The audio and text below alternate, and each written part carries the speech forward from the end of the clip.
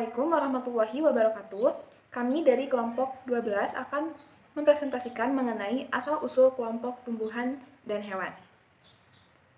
Kelompok 12 ini terdiri dari saya, Anita Indah, dan teman saya, Trisa Julita. Oke, jadi konten yang akan kita sampaikan adalah yang pertama sumber, yang kedua tujuan, lalu fakta penting, konsep utama dan tanggapan, kosakata baru, dan refleksi. Nah, ini adalah sumber yang kita pakai, terdiri dari jurnal dan buku. Nah, untuk tujuannya, yang pertama adalah untuk memahami asal-usul kelompok tumbuhan dan hewan. Yang kedua adalah untuk menganalisis kemunculan organisme multiseluler yang berkaitan dengan evolusi. Lalu yang ketiga adalah untuk menganalisis invasi tumbuhan dan hewan yang memasuki daratan yang berkaitan dengan evolusi. Selanjutnya kita masuk ke fakta-fakta penting. Untuk sekilas info, nah asal-usul munculnya tumbuhan dan hewan ini diawali dengan perkembangan organisme uniseluler. Nah, yang sering kita sebut dengan prokariot dan eukariotik karena ini merupakan suatu sel. Nah, prokariot adalah sel yang pertama kali muncul sebelum eukariot. Nah, jadi eukariot adalah sel yang mengikuti kemunculan prokariot. Eukariot merupakan hasil simbiosis dari beberapa organisme prokariot. Nah, yang kita tahu seperti teori endosimbion.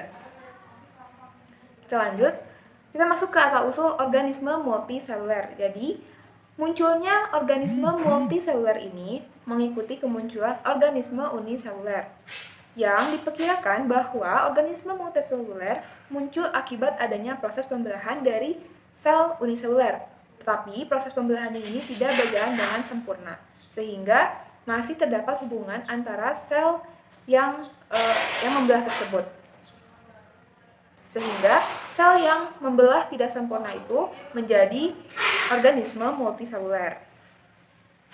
Nah, selanjutnya kita membahas mengenai invasi tumbuhan ke daratan. Nah, jadi awal mulanya tumbuhan itu berawal dari air. Seperti yang kita tahu, tumbuhan-tumbuhan primitif seperti Chlamydomonas, Phofox, dan sebagainya. Adanya invasi dari tumbuhan-tumbuhan primitif yang awalnya dari air ke daratan dikarenakan ada beberapa faktor, yaitu membutuhkan O2 dan CO2. Karena seperti yang kita tahu bahwa gas O2 dan CO2 yang ada di daratan lebih melimpah daripada di perairan. Nah, adanya perkembangan organ pada tumbuhan yang masuk ke daratan merupakan suatu bentuk adaptasi karena untuk menyerap oksigen dan karbon dioksida membutuhkan perkembangan dari morfologi tumbuhan primitif. Nah, contohnya perkembangannya itu dari aspek akar, kutikula, spora, kitin, pembuluh, daun, dan sebagainya. Yang pertama kita bahas adalah akar. Jadi pada akar ini, akar merupakan suatu jalan tumbuhan untuk mendapatkan air dan unsur hara dari tanah. Berbeda dengan tumbuhan primitif yang sebelumnya muncul di air, melakukan pengambilan air dan unsur hara melalui difusi dan osmosis langsung dari luar, dari eksternal ke dalam selnya. Nah, sedangkan pada tumbuhan yang melakukan invasi ke daratan membutuhkan perkembangan lebih lanjut atau evolusi dengan adanya akar, seperti itu. Nah, seiring dengan pertumbuhan dan perkembangan, akar ini tidak hanya sebagai pengambilan zat nutrisi dan air saja dari luar, tetapi sebagai penyokong tumbuhan atau mempertahankan tumbuhan agar berdiri tegak. Kita lanjut. Nah, yang kedua adalah adanya kutikula, vakuola, dan dinding sel. Seperti yang kita tahu bahwa tumbuhan yang melakukan invasi ke daratan harus memiliki pertahanan tubuh yang kuat. Di antaranya kutikula. Nah, kutikula ini adalah berfungsi untuk mengurangi penguapan yang berlebih. Karena di daratan kan terpapar oleh cahaya matahari sehingga mengalami penguapan yang cukup banyak. Sehingga dengan adanya kutikula ini, tumbuhan dapat terlindung dari penguapan yang berlebih. Lalu yang kedua adanya dinding sel. Nah, dinding sel merupakan suatu struktur dari sel yang dapat menguatkan bentuk sel, misalnya dari hembusan angin. Karena tentunya pada tumbuhan yang ada di darat harus terlindung dari segala ancaman. Nah, contohnya adalah di sini angin. Lalu yang ketiga adalah vakuola. Vakuola ini memberikan turgidita sel dan untuk metabolisme sel. Yang ketiga adalah jaringan pembuluh. Nah, pada jaringan pembuluh ini, sel eukariot mengalami perubahan sehingga organnya itu tidak sederhana lagi. Salah satu bentuknya adalah dengan adanya jaringan pembuluh. Ya. Nah, dibutuhkan jaringan pembuluh untuk pengangkutan air dan hasil fotosintesis. Karena seperti yang kita tahu bahwa tumbuhan yang ada di air mendapatkan mendistribusikan zat hara dan hasil fotosintesisnya dengan mudah pada individunya. Sedangkan pada tumbuhan yang ada di daratan harus memiliki pengangkut untuk mendistribusikan air dan unsur hara juga hasil fotosintesis ke jaringan-jaringan lain. Jadi intinya lebih kompleks untuk tumbuhan yang melakukan invasi ke daratan. Lalu adanya jaringan pembuluh ini terutama xilem dan floem. Xilem untuk air dan zat hara, sedangkan floem untuk hasil fotosintesis. Kita lanjut. Nah, yang keempat adalah daun sebagai penangkap cahaya yang efisien. Jadi ada dua hipotesis pembentukan daun. Yang pertama, terbentuknya daun dari percabangan dan diikuti dengan pemipihan. Seperti yang kita lihat kebanyakan daun yang ada di lingkungan kita, daun berbentuk pipih. Nah, ini merupakan hipotesis karena sebelumnya daun itu merupakan bentuk seperti jarum. Ya, lalu nah ini mengalami evolusi dari daun berbentuk jarum menjadi bentuk yang pipih dan lebar. Yang kelima adalah stomata. Nah, untuk stomata ini merupakan suatu bentuk evolusi dari tumbuhan primitif ke tumbuhan yang lebih berkembang. Itu merupakan struktur sel esensial, jadi ada pada tumbuhan itu jadi ada secara esensial untuk proses transport air dan pertukaran gas. Nah, lagi-lagi kita tahu bahwa tumbuhan yang ada di air, transport air dan gasnya langsung secara difusi dan osmosis. Nah, stomata ini dapat terbuka dan tertutup untuk mengatur jumlah zat yang masuk maupun yang keluar. Yang keenam adalah kayu. Kayu sebagai penopang batang dan tumbuh. Ya, kayu sebagai penopang batang tumbuh. Nah, bagian dari proses evolusi yaitu menghasilkan sel-sel yang berdinding tebal untuk menopang tubuh tumbuhan karena kayu itu terdiri dari jaringan-jaringan yang kuat untuk menopang batang tubuh. Nah, adanya penambahan kambium dan terjadinya pertumbuhan ke atas untuk memperoleh cahaya dan ke samping untuk penyebaran biji. Nah, tadi setelah kayu kita masuk ke percabangan. Nah, percabangan ini merupakan suatu bentuk dari evolusi dari tumbuhan primitif yang tidak mengalami percabangan. Percabangan ini fungsinya adalah untuk mengoptimalkan pengambilan cahaya dan oksigen. Yang kedelapan adalah spora. Spora yang berdinding kitin. Nah, seperti yang kita tahu bahwa kitin ini adalah zat yang kita temukan di udang. Nah, seperti eksoskeleton atau penyusun eksoskeleton. Jadi, artinya kitin ini adalah pelindung yang cukup kuat. Nah, spora yang berdinding kitin adalah spora yang memiliki perlindungan cukup kuat untuk menghindar dari kekeringan. Karena pada tumbuhan darat itu pemaparan cahayanya cukup tinggi sehingga potensi kekeringan akan semakin tinggi juga. Nah, sebelum adanya invasi, jadi untuk penyerbukannya ini pada tumbuhan air atau tumbuhan primitif yang ada di air itu dengan adanya adesi dan arus air. Nah, untuk membantu proses penyerbukan spora archegonium untuk sampai ke oogonium. Lalu yang kesembilan adalah pembentukan bunga dengan aksesorisnya. Nah, mahkota ini merupakan suatu bentuk dari evolusi angiospermae. Jadi sebelumnya itu angiospermae berbentuk seperti biji, contohnya itu pada cikas atau pakis haji. Nah, fungsi dari pembentukan bunga ini untuk apa? Yaitu untuk meningkatkan efisiensi penyerbukan. Nah, ada tahap-tahap evolusi pada perbungaan. Yang pertama adalah membentuk spora dalam jumlah yang banyak, tentunya untuk penyerbukan dan untuk reproduksi. Yang kedua adalah membentuk mahkota bunga yang lebar. Bunga berbentuk corong agar memudahkan sampainya spora ke putik. Jadi banyak yang kita temukan bunga-bunga berbentuk corong itu memiliki fungsi, diantaranya adalah memudahkan sampainya spora ke putik. Lalu adanya bunga dioecious atau yang memudahkan spora mencapai putik. Dioecious itu adalah berumah dua, ya. Lalu ada bunga memiliki warna yang menarik untuk penyerbukan oleh hewan, sehingga menarik hewan dan hewan tersebut dapat melakukan penyerbukan. Lalu membentuk aksesori berupa bau dan atau nektar untuk menarik hewan penyerbuk. Yang terakhir adalah musim berbunga dengan tujuan memperbanyak kemungkinan penyerbukan. Yang ke-10 adalah biji yang keras dengan masa dormansi. Nah, pembentukan biji ini menyangkut dua hal, yaitu dinding dari biji itu yang impermeable dan juga berkemampuan untuk bertahan hidup yang lama. Nah, dengan dindingnya yang impermeable, otomatis biji tersebut dapat bertahan hidup dari kekeringan atau dari kondisi yang kurang menguntungkan bagi biji itu untuk berkecambah. Nah, jadi biji yang keras ini fungsinya untuk itu ya.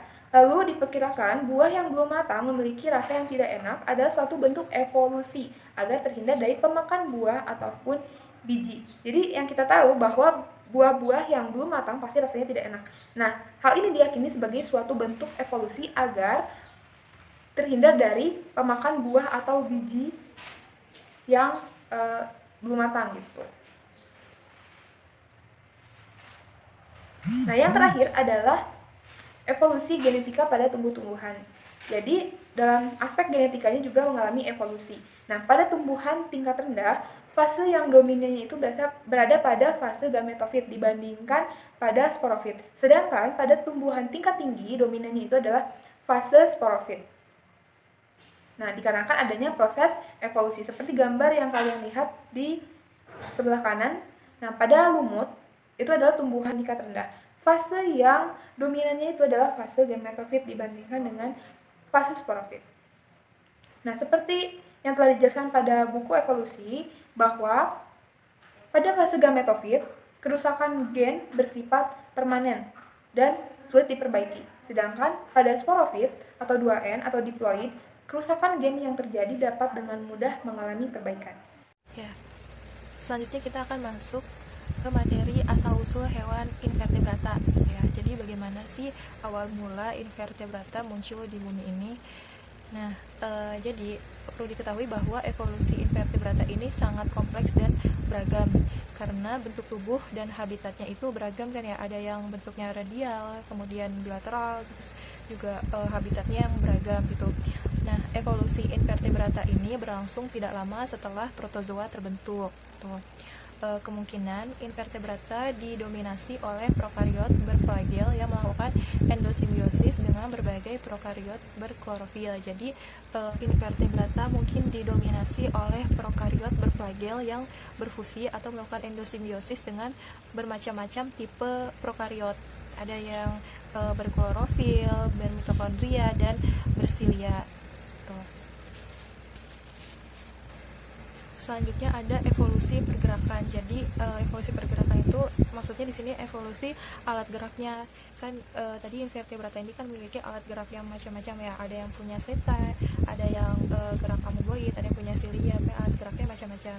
Nah, jadi awalnya kan kebanyakan protozoa ini bersifat planktonik ya. Jadi dia bergerak mengikuti arus air.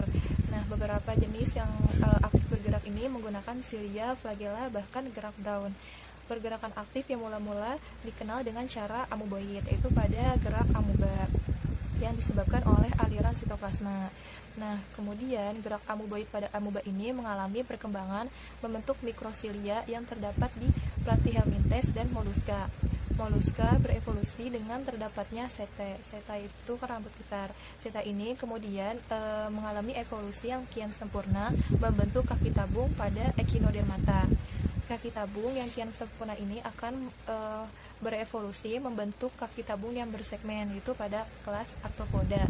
Sedangkan kaki tabung yang tidak berevolusi secara sempurna ini akan mengalami organisme yang sesil, yaitu contohnya pada Valenterata. Nah, evolusi vertebrata dimulai dari terbentuknya sirip gitu. Jadi kalau tadi kan evolusi invertebrata. Nah, kalau evolusi vertebrata ini dimulai dari terbentuknya sirip. Sirip ini kemudian berevolusi lagi hingga terbentuk alat gerak seperti kaki, tangan, dan sayap. Nah, selanjutnya evolusi selom. Jadi selain mengalami evolusi pada alat gerak, invertebrata ini juga mengalami evolusi selom. Nah, selom atau rongga tubuh ini dapat terbentuk dari melipatnya atau melengkungnya sel yang pipih. Kemudian terbentuk suatu bulatan yang bentuknya seperti bola. Nah, bentuk bola ini kemudian akan membentuk rongga. Akibatnya sel di sekitarnya itu mati. Sel yang berada di tengah itu mati. Nah, rongga ini akan menjadi semacam mulut yang menghubungkan rongga di dalam dan di luar atau di lingkungannya gitu.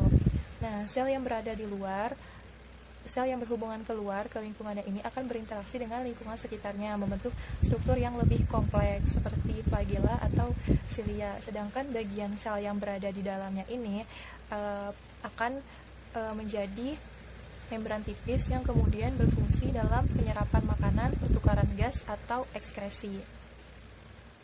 Ya. Selanjutnya, asal-usul kordata.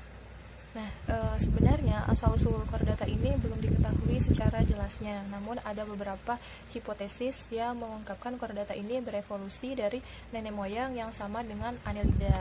Tetapi ada juga beberapa pendapat yang tidak setuju dengan hipotesis tersebut gitu. Jadi ada yang pro dan ada yang kontra. Nah, dari situ muncul hipotesis lain yang menunjukkan bahwa kordata ini berasal dari nenek moyang yang sama dengan Echinodermata gitu. Nah, tetapi pendapat ini juga masih dianggap lemah oleh beberapa orang gitu. Nah, jadi belum diketahui secara jelasnya bagaimana asal-usul kordata itu. Nah, kemudian Cephalochordata dan Urochordata ini merupakan kelompok chordata yang paling primitif. Cephalochordata yang masih hidup itu contohnya Amphioxus. Nah, sedangkan Urochordata diwakili oleh kelompok Tunicata. Dari filum chordata inilah yang kemudian akan ada pendapat ya, hipotesis yang menyatakan bahwa dari filum chordata ini akan berevolusi ke arah ikan. Tuh. Nah, selanjutnya asal-usul ikan. Jadi diduga ikan yang tidak berahang namanya Agnatha ini berasal dari Amphioxus tadi ya. Amphioxus itu merupakan contoh chordata ya, kelompok chordata. Nah, ikan jenis ini tidak memiliki rahang sehingga mulutnya itu di daerah ventralnya menghadap ke bawah ke dasar perairan untuk mendapatkan makanan. Contohnya itu ikan lamprey.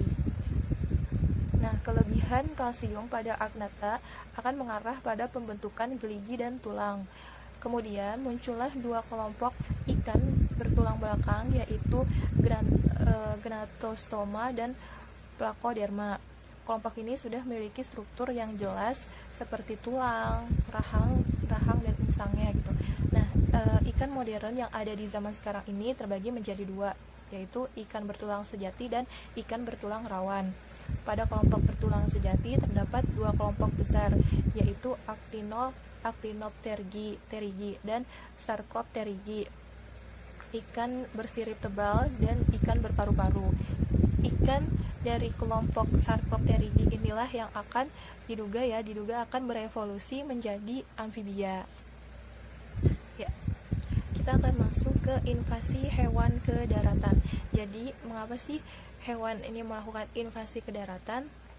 Ya, karena adanya persaingan yang kian meningkat akibat adanya seleksi yang besar-besaran. Daerah yang dapat dihuni pun mengalami beberapa kali penyusutan oleh adanya glasiasi dan pergeseran benua.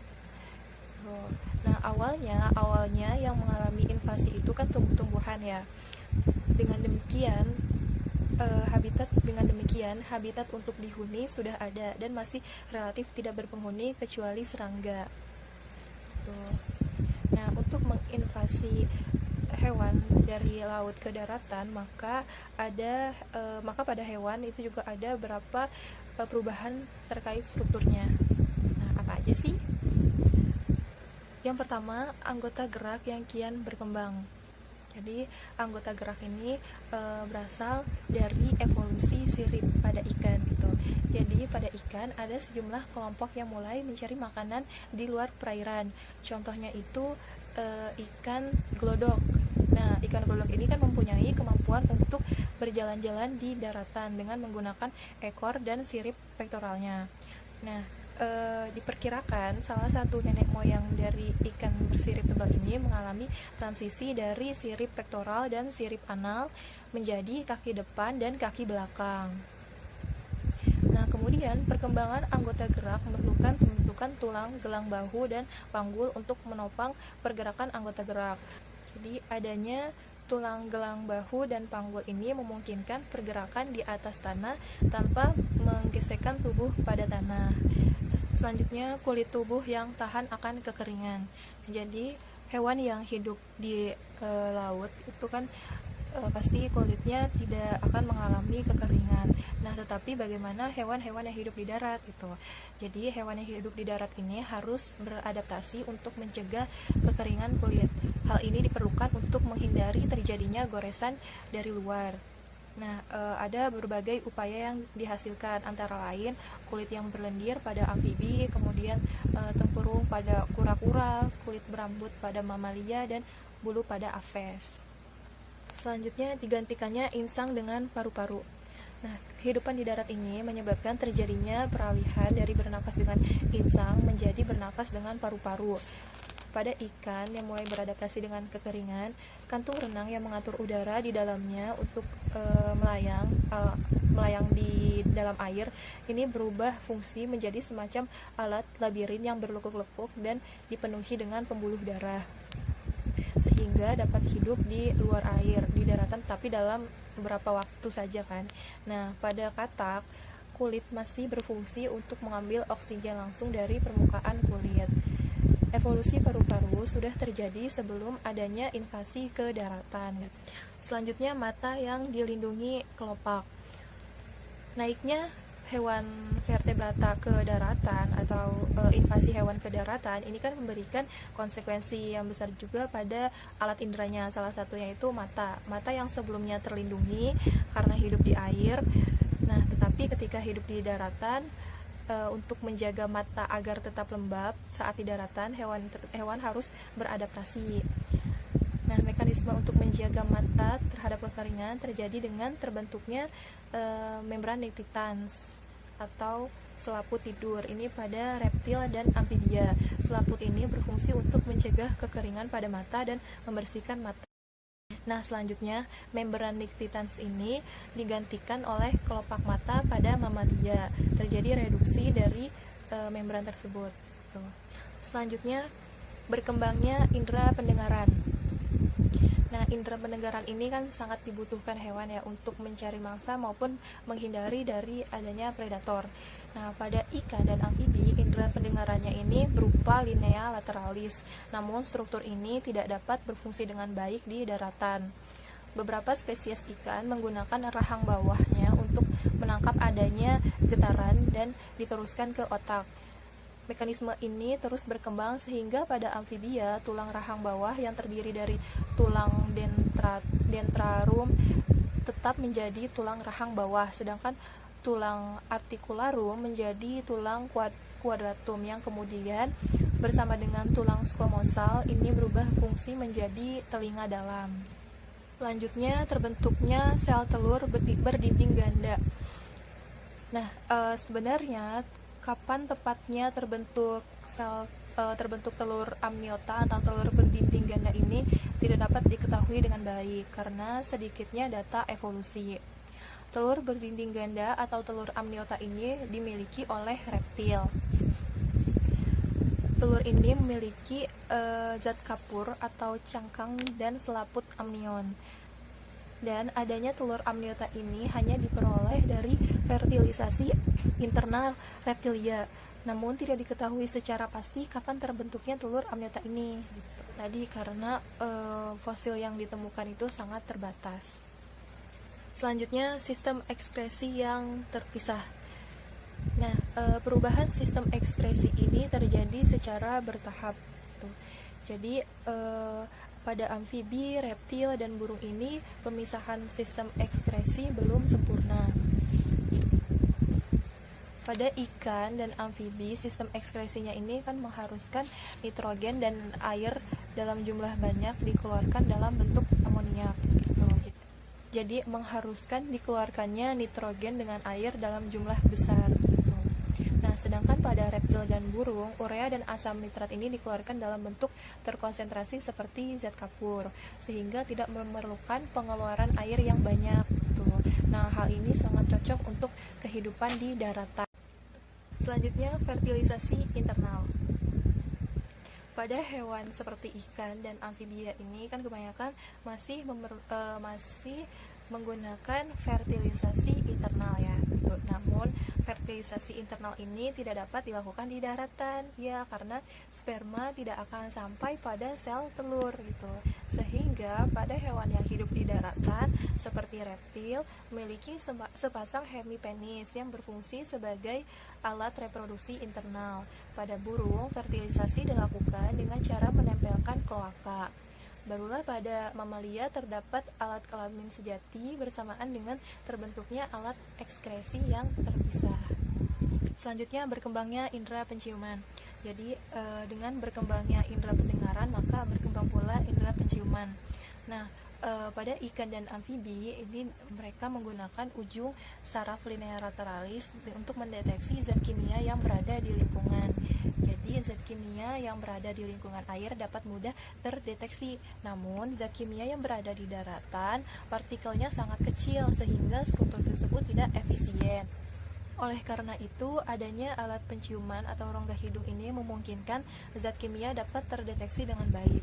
Hal ini juga mengakibatkan berkembangnya alat deteksi lain berupa lidah yang terdapat pada reptil dan mamalia.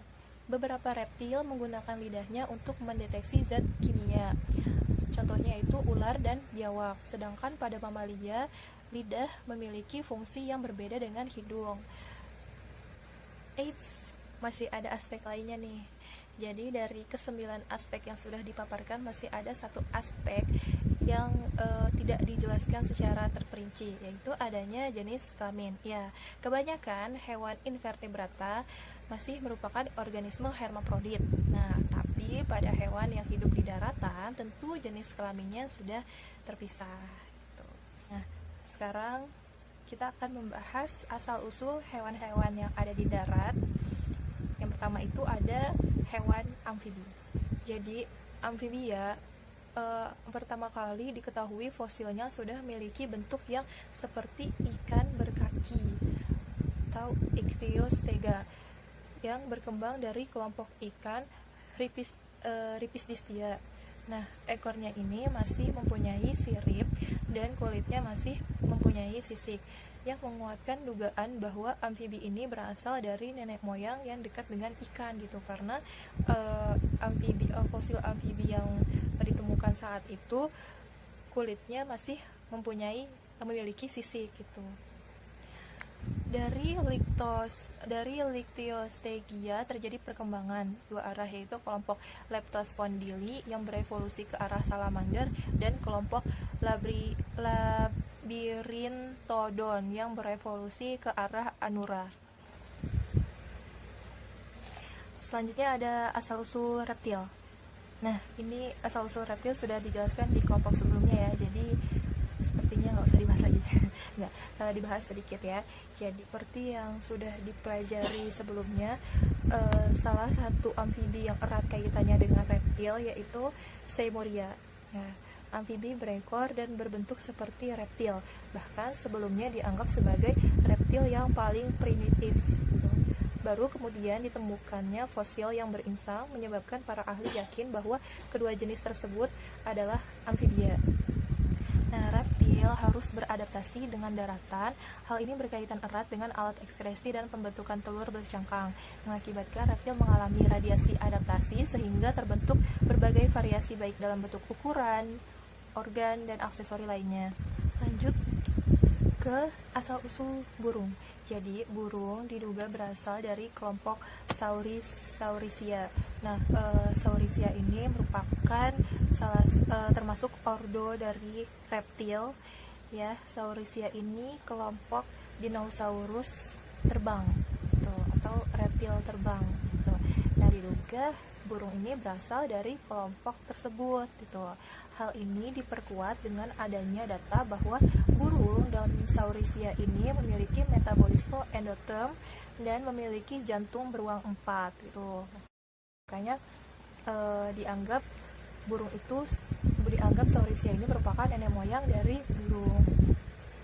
Kemudian burung-burung kecil seperti burung kasuari atau burung-burung yang tidak dapat terbang belum jelas nenek moyangnya karena tidak ditemukan fosilnya secara lengkap. Hal ini bukan berarti tidak ada fosil burung yang berukuran kecil, akan tetapi fosil-fosil itu tidak terawetkan secara baik. Selanjutnya, asal-usul mamalia. Ya, asal-usul mamalia tidak diketahui secara pasti karena data fosil mamalia ini sangatlah jarang, dan mengingat mamalia ini muncul tidak lama setelah reptil. Gitu. Nah, fosil mamalia yang pertama yaitu Megazostrodon yang memiliki bentuk dan ukuran seperti tikus. Kebanyakan mamalia awal berukuran kecil dan menjadi mangsa reptil gitu, sehingga sedikit sekali adanya fosil gitu. Nah, tetapi setelah dinosaurus itu mulai punah, mamalia mengalami radiasi adaptasi, jadi mamalia dapat lebih cerdas dalam beradaptasi, dan dalam waktu yang relatif singkat mamalia sudah berkembang biak secara banyak dan menguasai dunia. Fosil hidup ini merupakan organisme sisa evolusi.